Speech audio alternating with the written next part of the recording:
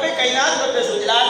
واضح طور پہ ایک ایمان والے کی شان یہ بتا رہا ہے، اور یہ بتا رہا ہے کہ اہل سنت و جماعت جو اپنے مرحومین کے لیے دعا کرتے ہیں، جو اپنے مرحومین والدین کے لیے،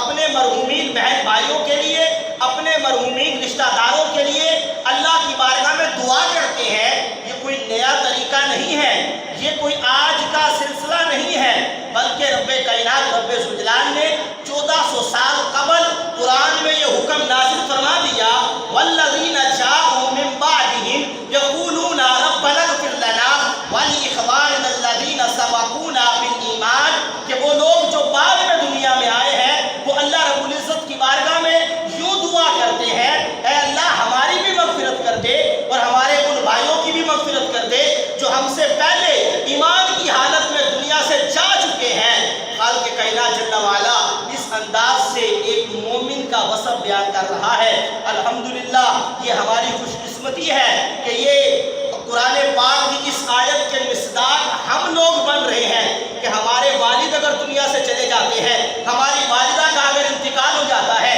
ہمارا بھائی اگر فوت ہو جاتا ہے، ہماری بہن اگر دنیا سے چلے جاتی ہے، ہماری اولاد میں سے اگر کوئی دنیا سے چلا جاتا ہے، تو ہم یہ نہیں کہتے کہ مر گئے مردود، نہ فاتحہ نہ درود، اب کام ختم، قبر والا جانے، نہ ہم اللہ کے قرآن پہ عمل کرتے ہیں کہ ہم بعد میں ہیں، ہم ان کے لیے مغفرت کی دعا کرتے ہیں، اور اللہ رب العزت کے اس حکم پہ ہم عمل کرتے ہیں کہ ہمارا رب ہمیں حکم دیتا ہے کہ تم نے کرنا کیا ہے، تم نے اپنے لیے بھی دعا کرنی ہے اور دنیا سے جانے والوں کے